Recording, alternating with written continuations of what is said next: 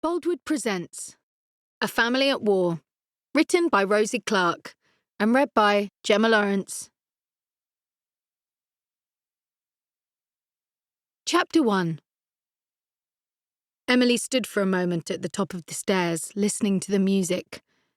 Someone had put a Glenn Miller record on rather loudly, and the big band music reverberated throughout the house. It all felt so wrong, so very wrong with Daddy so recently dead. Oh, damn it, she didn't want to do this. She really didn't. For a moment her eyes filled with tears, and she could feel the sense of loss strong and bitter inside her. Why did he have to die? He was still young, only in his early 50s. She shook her head, her soft brown hair falling across her face. Emily was wearing her hair loose that afternoon because she was forced to put it up out of the way for work, though it suited her better down.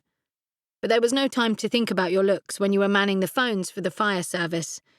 She had changed shifts with another girl to get this afternoon off, and now she wished she hadn't. But Francis had refused to let her get out of it. "You've got to come to my party. You're my sister." "But I'm on duty." "You can change if you want to. You know you can." So, of course, she had given in. She sighed, knowing that she would have to go down soon, or Francis would come and fetch her. It was her eldest sister's 21st birthday, and she was entitled to her party. Every last detail had been planned for months, and the family had decided to go ahead despite being in mourning. Except that it seemed to Emily that she and Connor were the only ones grieving for their father. Her younger brother was at school, and she had told him not to hurry home that evening because he wouldn't have liked to walk into this and probably would go out again at once. Daniel would be upset when he knew, of course, but he'd been injured at Dunkirk some weeks ago, and they wouldn't let her see him at first. She had written to him about their father, of course, but there had been no reply. She dreaded to think what Daniel would say if he knew about the party. She was sure he never would have agreed to it. Daniel would have thought it too soon, as Emily did herself. She had 5 siblings. 2 brothers, Henry and Clay, were older than Daniel, both married and living in their own houses. Then came Francis, Emily herself, and Connor. And then there was her father's wife, Margaret, a much younger woman he had married while Daniel was away. Dan had never met Margaret, though of course he had been told about the wedding, which had taken place after a whirlwind affair. Emily's frown deepened as she thought about her stepmother. Margaret had agreed instantly to the party going ahead, though she might have been expected to reject the idea. Robert Searles was hardly in his grave, and yet his widow's laughter could be heard echoing through the house. She clearly wasn't going to let her husband's death upset her for too long, Emily thought resentfully. Oh, she must stop this. Her father was dead and she had to get over it. She had to move on, think about her own life. She had never liked Margaret. Emily had tried hard to accept her father's second wife, but she had never really approved of her. In Emily's opinion, Margaret was too greedy, too calculating. She was attractive, with honey blonde hair, green eyes that reminded Emily of a cat, and a wide mouth on which she wore far too much red lipstick. Margaret had made Robert's life less lonely during his last few months. Emily was honest enough to admit that. For that reason, she had struggled to keep the peace between them, even when under severe provocation, but she could not feel warmth or affection towards her stepmother. Sighing, Emily began to walk down the stairs. She was a pretty girl, just 18, slim, of medium height, with softly waving brown hair that looked red in a certain light, and melting chocolate eyes. She didn't want to, but knew she had to make an appearance at her sister's party. It wasn't just a birthday party after all. Francis was going to announce her engagement to Marcus Danby, and perhaps a part of Emily's reluctance was that she had always liked Marcus herself. She wasn't in love with him, of course. It was just that his dry sense of humour amused her. Marcus was serving in the Air Force, and his leave had happened to fall this weekend, which had worked out well for Francis. Lucky Francis. But then, she always seemed to fall on her feet. At least, it seemed that way to others. Emily wasn't exactly envious, but she wished that some of her sister's luck would rub off on her.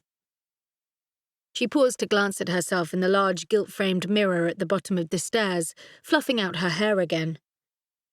Rathmere was in the main street of Stretton Village, and one of the best in the area. In fact, only Stretton Park was bigger and better, and that belonged to Mr. Samuel Danby. Marcus was his eldest son, and everyone agreed that it was a perfect match between the families. Emily caught a glimpse of her sister through the open door of the large front parlour. Frances certainly looked happy and beautiful. Emily felt a pang of envy, mixed liberally with warm affection and admiration. Her sister always got exactly what she wanted, and she had wanted Marcus since she was a schoolgirl in pigtails. Well, she had got it all now, and whether Emily approved of holding this party so soon after her father's death or not, there was little she could do about it. "Ah, there you are, child," Margaret said, coming out of the large front parlour into the hall. "What on earth have you been doing?" "Getting dressed." Margaret's eyes flicked over her stepdaughter disapprovingly. The dress Emily had chosen was grey with a white collar, elbow-length sleeves and white cuffs, perfect for a girl in mourning, but hardly suitable for a party. Margaret herself was dressed in green silk, a pretty afternoon dress that would have graced any London drawing-room. It was her colour, and made her look younger than her 35 years. "You could have chosen something smarter for this afternoon, Emily." The disapproval was strong in her voice. "It's what I felt like wearing." Emily couldn't keep a note of accusation out of her voice. After all, it's only a month since Daddy died, isn't it? Margaret's gaze narrowed. "I hope you're not going to spread gloom. This is your sister's special day. Please don't spoil it for her." "I can go and change if you like." Before Margaret could reply, Frances came swooping down on them. Her face was glowing with happiness as she flashed her left hand under Emily's nose. She was dressed in a pretty blue outfit that suited her fair good looks down to the ground, and she looked beautiful.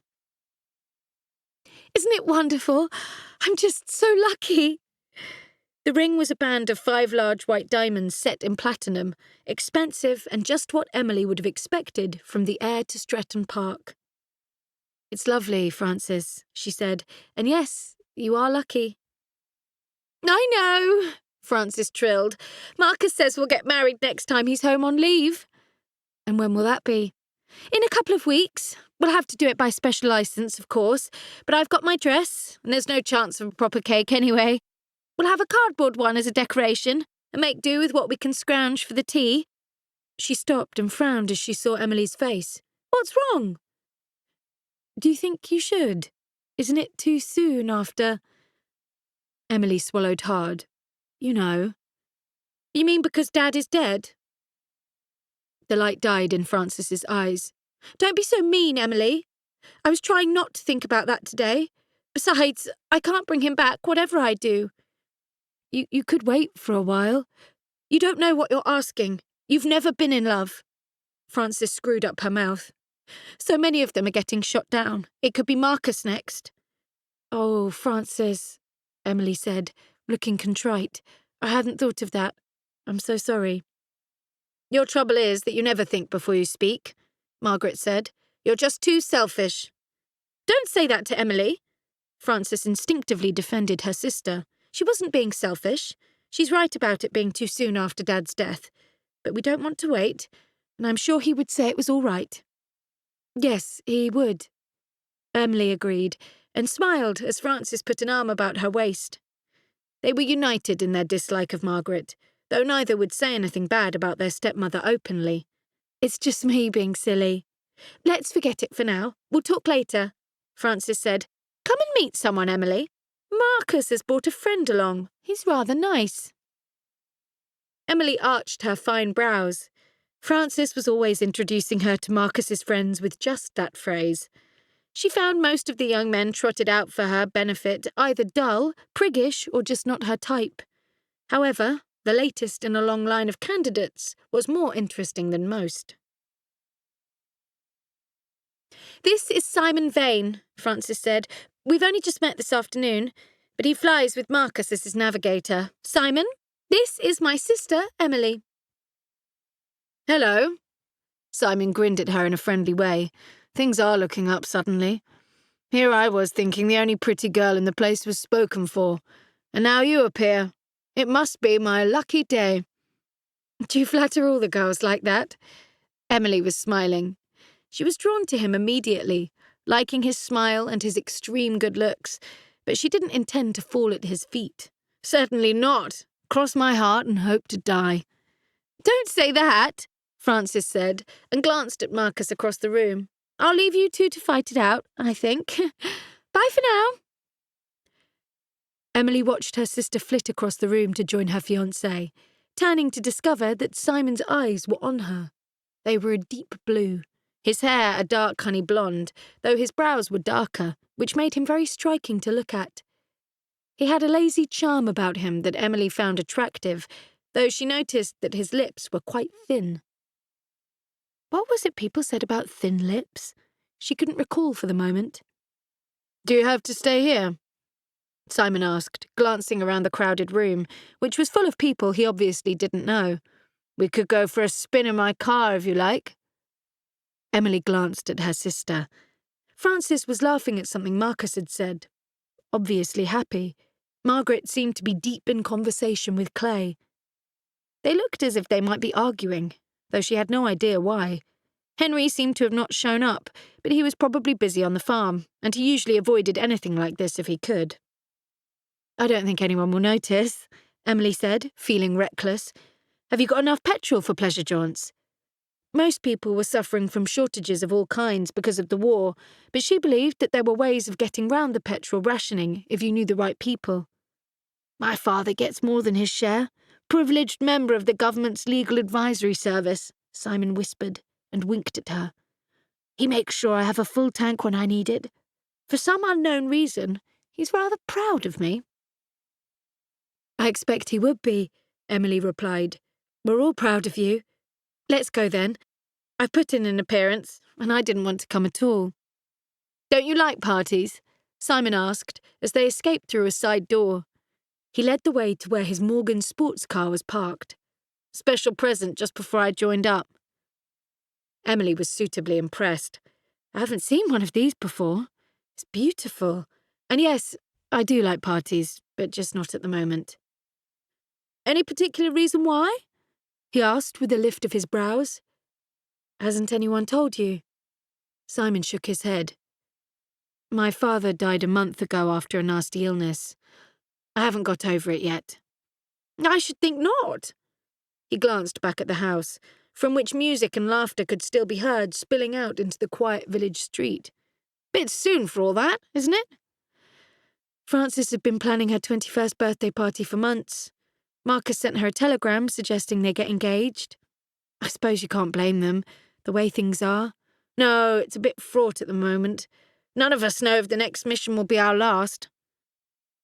Emily slipped into the car as he held the door for her, carefully tucking her dress inside before shutting it. It must be terrifying. I'm sure I would never have the courage to go up in a plane, let alone go into battle. "Oh, you would if you had to," Simon said, dismissing the subject with a shrug. "One day I might take you up for a spin if you're game." "Are you allowed to do that?" "Shouldn't think so for a minute," Simon quipped. "That never stops me if I want to do something enough. I might get a rocket from the CO, but he won't ground me. Can't get enough of us as it is." He had started the engine. It roared to life as they shot down the high street and round the tight corner by the church. "Where shall we go?" "I don't mind," Emily laughed as he put his foot down. If he was trying to scare her, it wasn't working. "You turn that way for Cambridge. The other will lead you to Ely." "Let's go there," Simon said. "We can walk by the river and then go to a tea shop and indulge ourselves. They had some rather good honey the last time I was there." "And when was that?" "Yesterday. I'm interested in the cathedral as a building. That's what I was training for before this lark started. Classical architecture." "That sounds fascinating and clever." "Fascinating, certainly. I can't vouch for clever. My father thinks it's just an excuse to get out of following him into the law. Now, you do have to be clever for that." "Have you designed anything yet? Anything that has been built, I mean?" "Nothing important. I was still studying, you see." "Will you go back to your studies after the war?" "Probably, if I can. It's all I want to do. I'm not interested in being a barrister or sitting on the bench as father does. Awfully proud of the old boy, of course, but each to his own. Wouldn't you agree? Yes, I think so. My brothers have gone into farming, except for Daniel. He joined the army at the start of the war, but I suppose he'll go back to the land when he comes home. And what do you do? Simon looked at her curiously. Anything interesting? I left school at Christmas last year. My father wanted me to stay at home until I get married, but I would have liked to train as a teacher. I agreed to help out with volunteer work for the fire brigade, though. I'm on fire watch 5 afternoons a week in Cambridge. 2 mornings a week I help out at the village school. And is that enough for you, Emily? Emily liked the way he said her name, making it sound special. She liked the way he talked altogether. She considered for a moment before answering. Yes and no, she said. At the moment, the fire brigade needs girls like me to man the phones. They can't get enough of us, and it's a very important job. My shift is from 1 o'clock until 7 at night, but I often don't get to my room until gone 10, sometimes much later. Most girls of my age are joining the services or becoming nurses. What I do is less glamorous, but very necessary. Sometimes I have to take a mobile unit out if we're at full stretch. I had to take extra driving lessons and a special test for that. If there has been an explosion or a big fire in the gas mains, it can be a bit scary. Yes, I can imagine it might, he agreed, and it is a necessary job. But what about when this is all over? I'm not sure. I might go to college then. I haven't really thought that far ahead. I expect you will get married and give up all thought of work. Perhaps, she agreed, but only if I find the right man. So that means you haven't yet? No, not yet. I like the sound of that, Simon said, and grinned at her. It means there's a chance for me. The pain in his arm was bloody, a constant reminder of the horrors he was trying hard to forget. Weeks of hellish agony preceded by days of mental and physical exhaustion, and the terror of knowing they were stranded on that damned beach in France with little hope of rescue. The fact that so many of them had survived Dunkirk was due in part to the courage of ordinary chaps, men who had been put to sea in frail river craft to help out the big ships, often with nothing but luck and determination to see them through, sometimes succeeding where the larger navy craft failed. At times, it seemed to Daniel that he could still smell the stink of oil from the ships that had been sunk during the rescue operation, hear the screams of men wounded or drowning, taste the blood in his mouth. May I sit there? A young woman in a smart navy outfit was looking pointedly at the only spare seat in the carriage. Daniel realised his cap was in her way and mumbled an apology. Thank you. She glanced at him as he winced. Oh, I'm so sorry. Did I knock your arm? Daniel shook his head and turned away to look out of the window as fields, trees and soot-ridden houses flashed by. She hadn't touched him. It was merely that every movement was an effort. It was July 1940 now, and the memories were still as sharp, still as terrifying. If he'd had any sense, he would have stayed in the military hospital for as long as they would have him. Already he was regretting his decision to make this journey, but Emily's letter had made him uneasy. It was too late for him to attend his father's funeral, of course. Robert Searles had died a month previously, when Daniel was still marooned on that beach. He'd known nothing of it until his sister's letter had been given to him 2 days earlier. It had been opened, as all their mail was, and someone had decided to withhold it until he was considered strong enough to be told. The shock, just when he'd begun to feel better and think fondly of a home visit, had been almost unbearable, especially as he had believed his father had come to him when he lay hovering between life and death.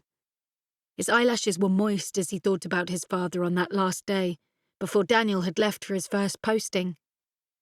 Robert Searles had been so proud of his third son, the only one to volunteer to fight. Henry and Clay had both chosen to take exemption. They'd claimed they were needed on the farm, and since the nation had to be fed, their claims had been accepted. I'm proud of you, son, Robert had told Daniel, and he'd hugged him with visible emotion. I'll see you don't lose by it. When you come back, you'll have land of your own, and that's a promise. You don't have to reward me for doing my duty, Father. You would see it that way, Robert said, but I've been thinking of buying a nice little small holding that's going begging, lad. I shall go ahead and put your name on it. Daniel had merely smiled and hugged his father one last time. The end of the war had seemed a long way away. He hadn't been sure he would survive, wasn't sure of it now. His arm was healing, his shoulder less painful than it had been. He'd been given 3 months' leave to recuperate, but after that, they would want him back. There had been no point in telling his father at that moment that he didn't want to follow his brothers onto the land. Robert wouldn't have understood. Farming was in his blood. He had done well, was a wealthy man, and his 2 elder sons had never considered doing anything else. Daniel had an idea of what he wanted to do with his life, when and if he survived the war and returned in one piece. He closed his eyes, shutting out the waves of grief and pain that washed over him every time he thought of his father. It wasn't supposed to happen this way. His life was the one at risk, not his father's. It was difficult to understand how it could have happened, but apparently it had been an accident on the farm, just a deep cut that had turned bad. Robert had refused to see a doctor until it was too late. Anger slashed through Daniel. For God's sake, why hadn't anyone called the doctor sooner? Why hadn't someone noticed father was ill, if he had been there? But he'd been stranded in France, expecting to die on that beach. Regret tasted as bitter as gall in his mouth. Nothing could turn back time. His father was dead, and there was no changing that. He opened his eyes as he realised the train had stopped, and it was time for him to get out. He only had one small case, the rest of his stuff having been lost in the disastrous landing at Dunkirk, but it didn't matter. He'd been given as much as he needed for the moment, and there were clothes at home, in his wardrobe, left there by the bright-eyed, eager young man who had thought war was a matter of honour. He got out of the train, wincing as the pain started up again. No point in looking for anyone to give him a lift. He hadn't bothered to tell them he was coming home. It wasn't that far to Rathmere. He could walk it if he took it easy. The road from the station became a hill as he approached the village outskirts, the beautiful old Norman church at the top rising out of a peaceful sunny afternoon, a cloud of pigeons fluttering around the tower. The sky was blue with just a sprinkling of fluffy white curls drifting in the distance, and from someone's garden came the scent of sweet-smelling flowers. He breathed deeply, glad to be free of the stink of the hospital at last. Daniel stopped halfway up the hill to put his case down for a moment. Not much further now, but he was damned near exhausted. His strength wasn't back to normal yet, and the case seemed extraordinarily heavy, even though there wasn't much inside. As he stopped to pick up the case once more, a young boy went whizzing by on a bicycle, then circled and came back to stare at him uncertainly. Daniel stared back, then started to grin as he recognised his younger brother. "Is it Connor?" he asked. "You've grown, lad." "Daniel!" Connor frowned as he noticed how pale and strained the soldier looked. It wasn't easy to recognise his brother, but some inner sense had made him circle back, seeing that the man was in difficulty. "Is that case heavy? You can rest it on my bike if you want, and I'll wheel it." Daniel hesitated, then lifted the case to rest over the seat and handlebars. "Thanks. I could do with some help." "That's what made me come back," Connor said. "I thought you might be in trouble. I'm glad you're home. Emily told me you'd been wounded. I thought that meant you were going to die." "Not this time," Daniel said, his mouth set in a grim line. "The bloody Germans had a good try, mind you." Connor laughed. "You sound just like Dad when you swear." His grin faded, his eyes becoming dark with grief. Daniel saw that he was struggling against tears. "Did they tell you about Dad?"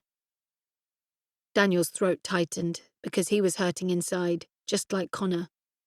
2 days ago, Emily wrote, but they didn't give me the letter because I was too ill for a while, and they forgot it. Damned idiots, always mislaying things. I came as soon as the doctors would release me. Connor blinked hard, his emotion turning to anger. It happened a month ago. It's been horrible since. I hate them all, except Emily. She's all right. She cares, but the rest of them are glad. Of course they aren't, Daniel said. How could Henry or Clay or Francis be glad he's dead? Clay and Henry can do what they like on the farm now. Francis is getting married soon, and she never cared anyway. She only married him for his money. She? You mean Margaret? Daniel frowned. He had not yet met his father's new wife, his widow now. Why don't you like her?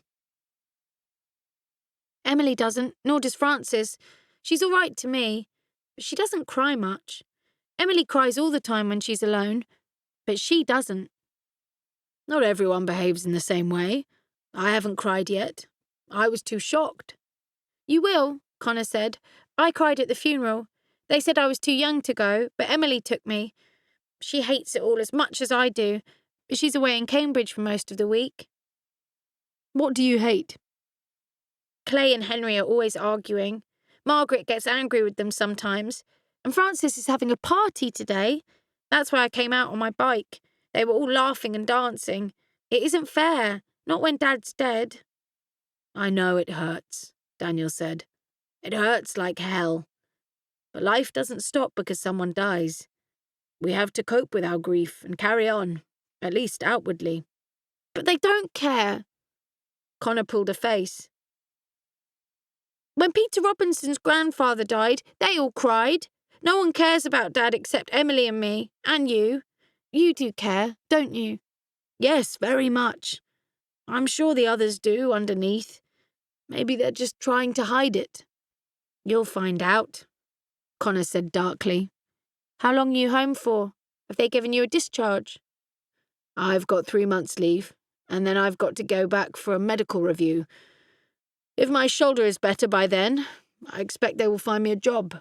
It might not be overseas, though. I could be given a desk job or something in administration.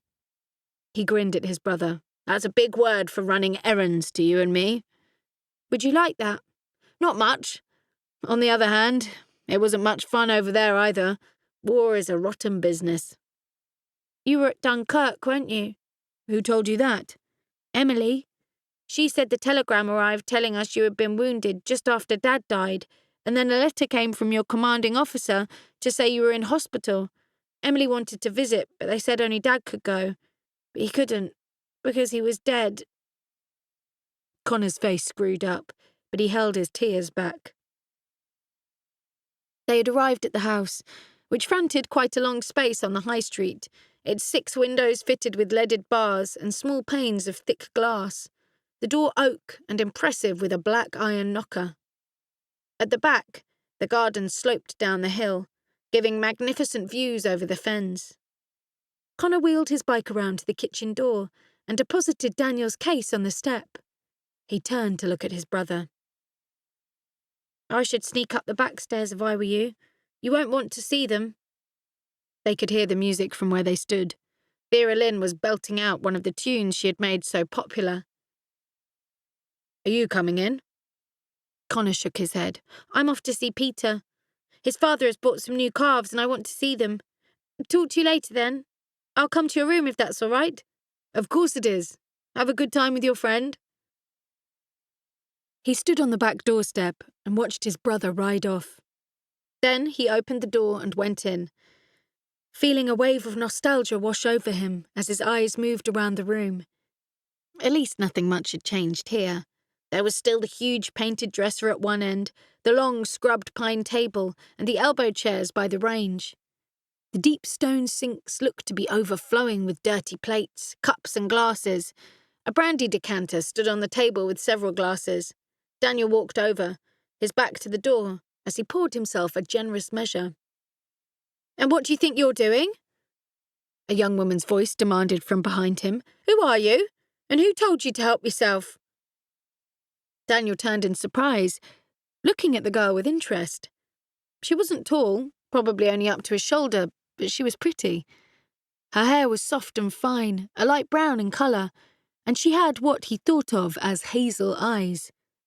She was wearing a cheap dark blue dress over which she had tied a white apron, and since she was carrying a tray filled with the remains of party food, he imagined she was extra help brought in for the party. "I was feeling exhausted and fancied a drink," he said, keeping a straight face. "I'm sure they won't mind." "Depends who you are," the girl said, eyes narrowing. "I suppose it's all right if you're one of the guests, but you should be through there, not here. You'll be in my way." "I'm sorry about that," Daniel said. "I'll try not to hinder you, though I can't offer to help. My arm doesn't work too well at the moment." "Been hurt, have you?" She looked at him intently. "I've seen you before somewhere, a long time ago, though." "Perhaps," he admitted. "What's your name?" "Alice Robinson. My father has a small holding in the Fen, but we live in the High Street now. Connor and Peter are friends."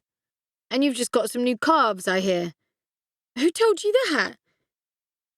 Her eyes widened in surprise, and then her cheeks turned pink as she understood. "You're Daniel, aren't you? I remember seeing you at school, but you were a lot older than me, just about to leave when I was in my first year. I'm 17. I'm sorry I was rude just now. I didn't know it was you. No one said anything about you being expected home." "That's because I didn't tell them." "Oh." She smiled at him suddenly, and he realised she was lovely. She had the kind of beauty that comes from inside. "It's not a very good day for coming home. They've got a party on. Frances has just got engaged." "Good for her," Daniel said. "It's her birthday too, her 21st. I'm afraid I haven't bought her a present. Do you think she'll forgive me?" "I should think she'll be glad to see you back." Alice frowned, as she saw that he really did look exhausted. "Do you want to sit down? I can make you a cup of tea if you like." "I'll sit down, if you don't mind. It was a long walk from the station, and I'm not as strong as I thought. The brandy will do me more good than tea, thanks all the same. Don't let me stop you working, Alice. Isn't there anyone else to help with all this?" "Yes, there's Millie Salmons. She's clearing the table in the dining room and will be here in a minute." "Good grief. I thought she had retired before I joined up." "She had, but she came back because all the young girls left when the war started. They all went off to join one of the services or become nurses. I shall have to soon, but I'm not quite old enough yet.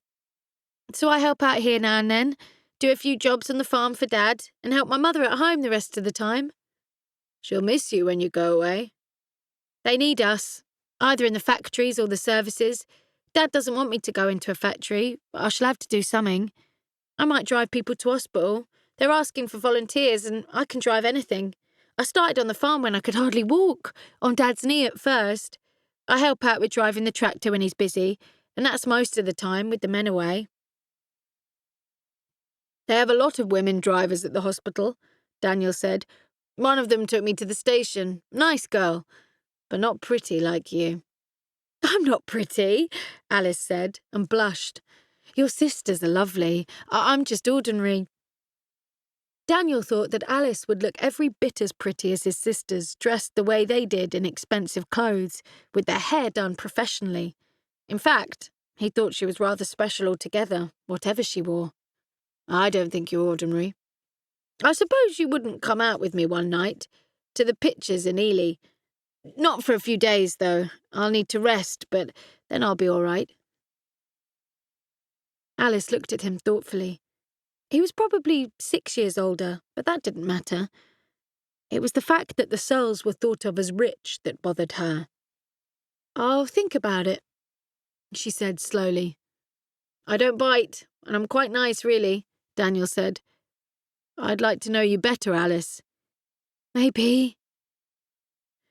Before she could finish what she was saying, there was a cry of surprise from the doorway, and turning to look, Daniel saw Frances was standing there. "Daniel, you're home," she said, looking thrilled. "Why on earth didn't you let us know? Someone would have fetched you from the station." She came towards him, her face bright with pleasure. "It's so good to see you. We were all so worried about you, but they didn't want us to visit for a start, and then—" Her smile dimmed. "Emily said she would write. You do know about—" "Yes, I know about Father," Daniel said. "You're looking lovely, Frances. I hear you and Marcus have taken the plunge." "Yes, Marcus got leave and we decided to do it today, as long as I was having the party." I didn't manage to get you a present, love. I'll buy you something another day. When I go out. To Ely, probably. Oh, that doesn't matter, Frances said, looking uncertain as she approached him. Can I hug you? Or will it hurt? It will hurt, Daniel said, but you can kiss me on the cheek. It's just my left arm and shoulder. They're still damned painful. Was it awful, Dan? Pretty bloody, he said. We don't talk about it much. Tell me where you and Marcus intend to live when you get married. Well, when is that, by the way? He's been promised a week's leave in 2 weeks' time. We shall live at his parents' house for the present, I suppose. The wedding will be by special licence, of course, and a bit of a scrappy reception, but we don't care. No, I imagine not, he said, and he kissed his sister as she hung back nervously, afraid of hurting him.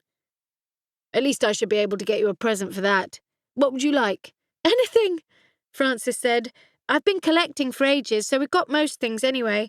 And until we get our own house, we don't need furniture. We shall wait until the end of the war for that. I'll find something, Daniel promised. Well, I think I'll go up to my room and have a rest.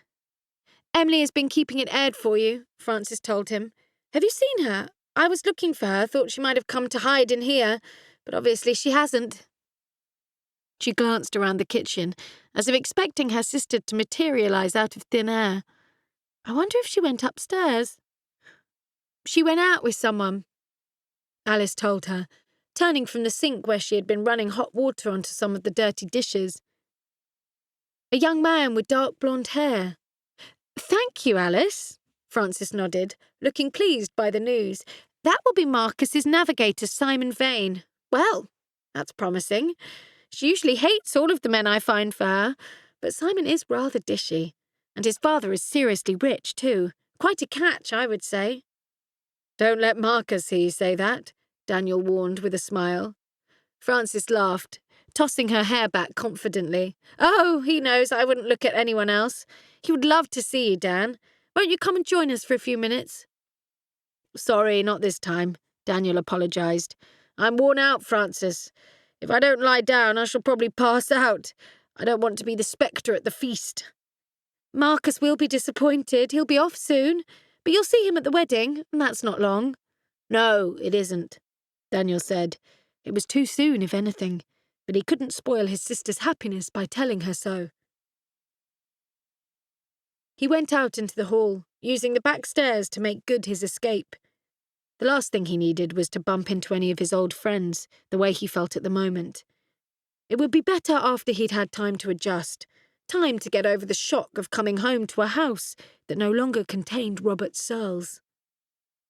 Closing the door of his bedroom, he leaned against it, his eyes shut. His arm was throbbing and his shoulder felt numb. Sometimes he wondered if he would ever get the full use of his arm back, though the doctor had been hopeful. The window of his room overlooked the high street at the front of the house. He could hear voices as people left, calling their goodbyes and thanks, the doors of a couple of cars slamming. Some people still had petrol, it seemed, despite all the shortages. He made sure his door was locked before going across to the bed and sitting down. He sighed as he lay back, putting his feet up on the eiderdown without taking off his shoes and closing his eyes. He was so bloody tired he could sleep for a week. Chapter 2. How was your sister's party? Carol Mortimer asked, when Emily arrived for work the following afternoon, which happened to be a Sunday. It was a warm summer's day, too good to be indoors, really, and the office where they worked seemed stuffy and airless. Was it nice? Yes, I suppose so, Emily replied with a guilty flush. I was only there for a few minutes. What did you do then? Carol was a bubbly, plump girl with bright blue eyes that sparked with laughter, and she was laughing now. You've got that look in your eyes, Emily. Who was he then?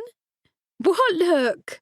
Emily giggled as she saw her friend's expression, her guilt fleeing as suddenly as it had come.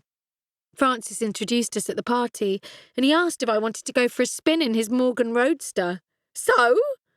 Carol demanded. What happened then? We drove to Ely, walked by the river, had toast and honey for tea, and then he drove me home. That's all? Carol looked at her in disbelief. I don't believe you. Come on, now tell me the rest.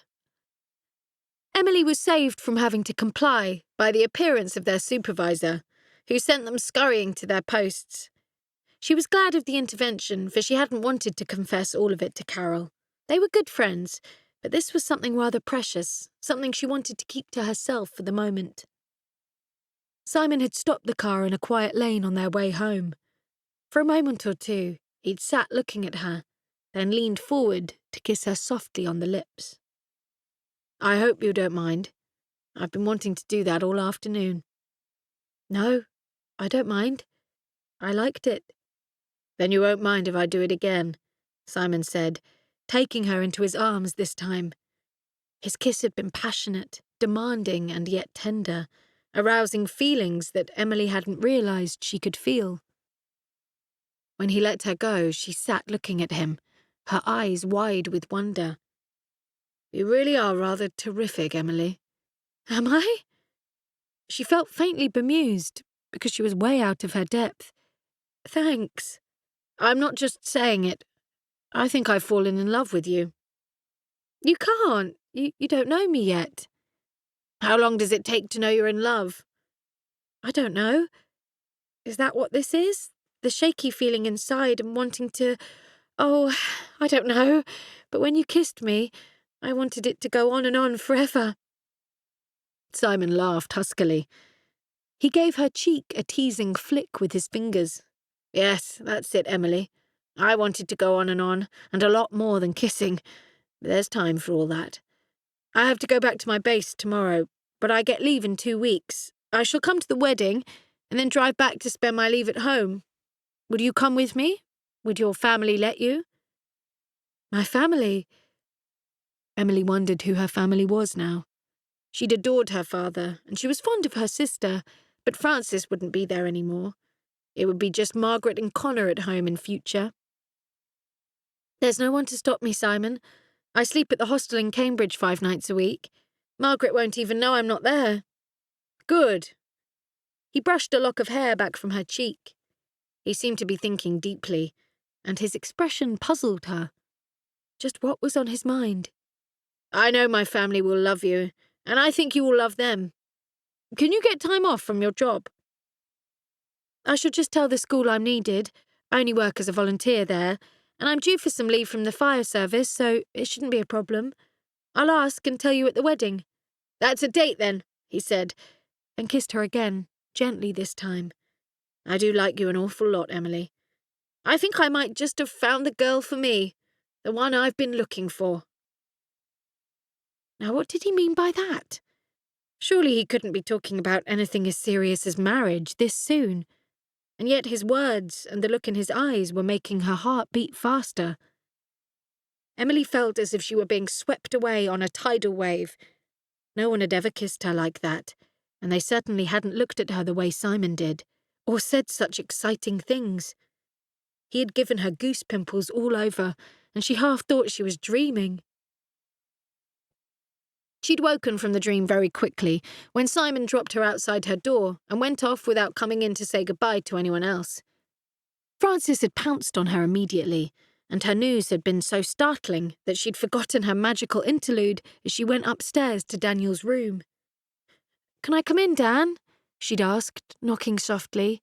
It's Emily. Wait a moment. The door had been unlocked a few seconds later, and she'd been shocked at the change in her brother. Francis had told her he looked pale, but he was so thin, and his face was grey with exhaustion. Sorry, I didn't want anyone coming in without warning. Shall I go away and leave you to rest? No, come in for a few minutes. He smiled and leaned forward to kiss her cheek. Mind my left arm and shoulder. They're still a bit sore, and the journey tired me, but I'm all right. You look as if you should still be in hospital. I probably should, but I wanted to come home. I ought not to have written, but I thought you would want to know. Yes, of course. They only gave me your letter 2 days ago. It's ages since I wrote. Yes, I know. That's the army for you. They lose everything. Equipment, men, letters, nothing too small or too large for them to mislay. Is it really that bad? Sometimes it seems that way, he said with a wry grin.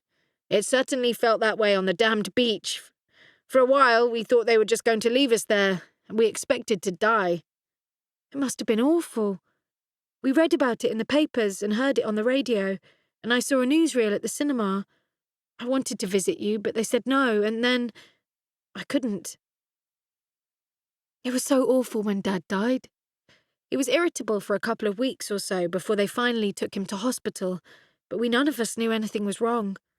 Margaret did try to tell him to go to the doctors, but he wouldn't, and then he got so bad that I rang the doctor myself. They sent him to hospital, but he was in a coma by the time he got there, and he just never came round. He had blood poisoning, they said. The wound had gone septic because he neglected it.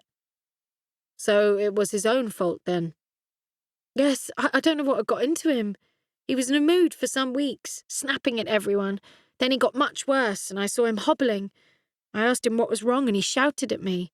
None of us could talk to him. He must have had something on his mind. You've no idea what was bothering him, of course.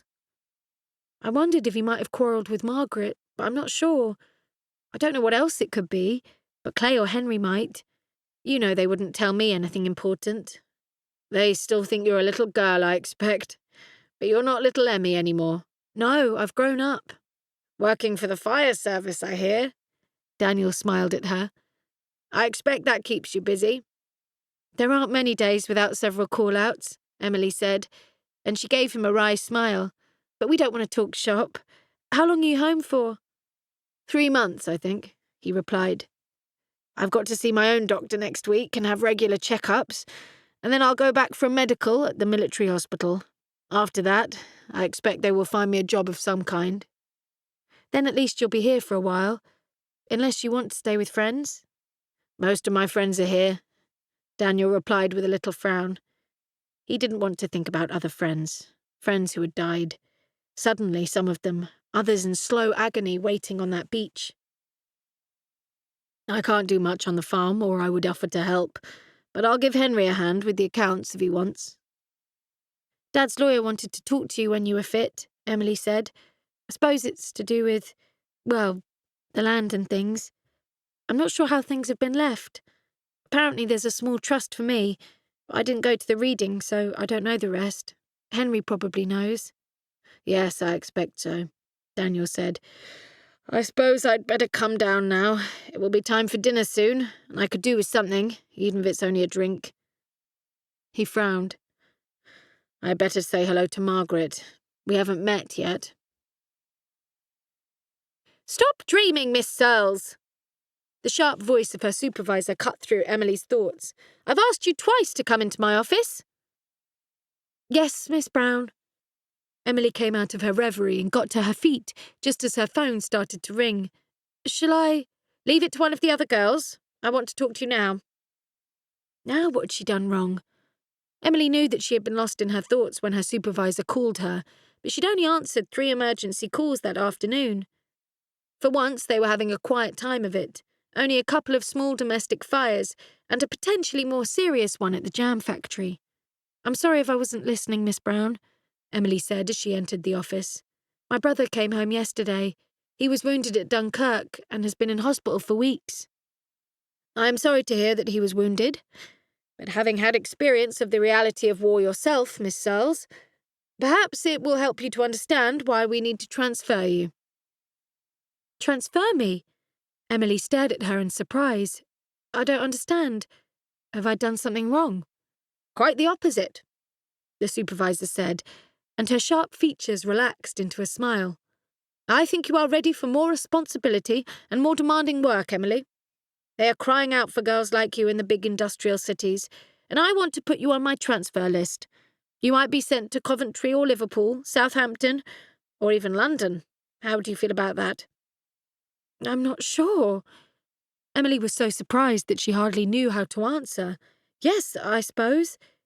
If you think I could be of use. Wonderful. I was sure you would agree, but some girls refuse to go because of circumstances at home. No, I don't have that kind of problem, Emily said. Margaret wasn't going to object. They didn't really get on, and there was no one else to worry about her. though Connor might miss her. But he was usually out with his friends to all hours. My parents are dead, and my stepmother won't mind at all. I am sorry for your loss. I imagine the posting will come through in about 3 weeks' time, and then you will get a few days' leave before you go. Thank you. My sister's wedding will be 2 weeks yesterday, and I would like a few days off for that, after it, actually. I'll make a note of that, Miss Brown said. You will report back for work here after your leave, and I expect we'll have news of your posting by then. Emily was feeling bemused when she went back to her desk, but news of a big fire at a local factory was breaking, and she didn't have time to think about herself or anything but coordinating the various fire crews.